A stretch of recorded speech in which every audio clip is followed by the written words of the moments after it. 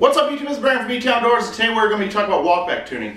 I know I did a series of videos not too long ago and how to set up your bow, and I said that I prefer the French tuning method, which I do. I feel like French tuning is more precise. However, walkback tuning I feel is a very important step also.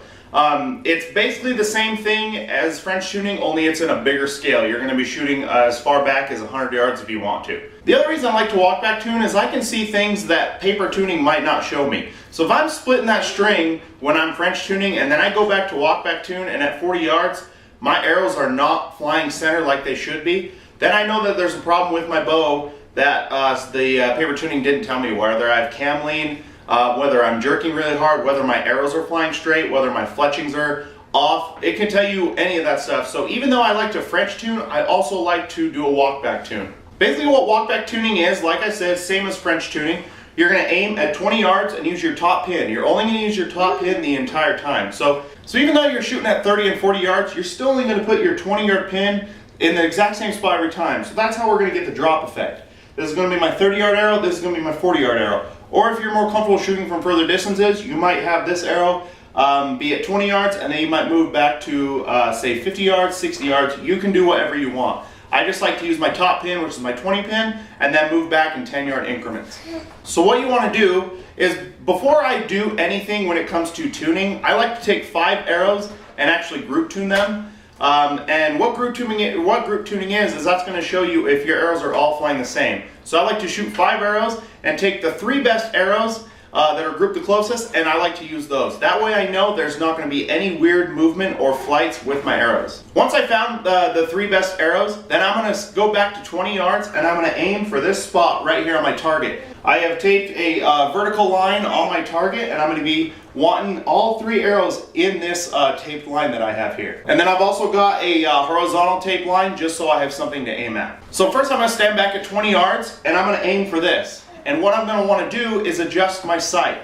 So if my arrow hits here to the right, I want to follow my arrow with the sight. So I'm going to move my sight to the right. If I hit left, I want to move my sight to the left. I want to get this arrow right dead center at 20 yards. Then I'm going to move back to 30. And what I'm going to do is I'm still going to use my 20-yard pin, aiming at the exact same spot, and I'm going to let go of that arrow at 30 yards, and it's going to drop. Depending on how fast your bow is, it could be 6 inches, it could be a foot. But I'm going to stand back at 30 yards, like I said, use my 20-yard pin, aiming for the exact same spot, and it's going to hit about here, right underneath. Then you're going to go back to 40 yards, 50 yards, 60 yards, it doesn't matter, whatever you're comfortable with.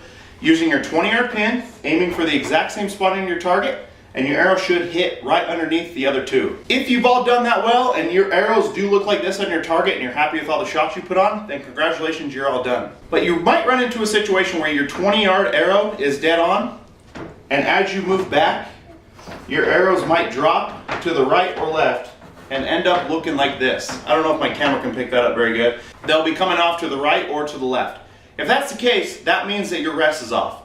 If your sight's here and your rest is just off a tiny bit, as you get back in distances, that arrow's just going to tail off further and further. So it might not be very much at 30 or 40 yards, but as you get back to like 50 or 60 yards, your arrow might not even hit your target at all. So if that's the case, what you want to do whenever you're sighting in or adjusting your rest, you want to move away from your arrow. So since these are since all these hit right, I want to move my rest to the left, as small as possible. Now when I'm moving my rest, I like to move it barely. I like to make it seem like I don't even move my rest at all, because the smallest increment of adjusting goes a really long way. And you might go too far and your arrows might start fading to the left. You might have to do the process all over again. So only use the tiniest amount of movement when it comes to your rest.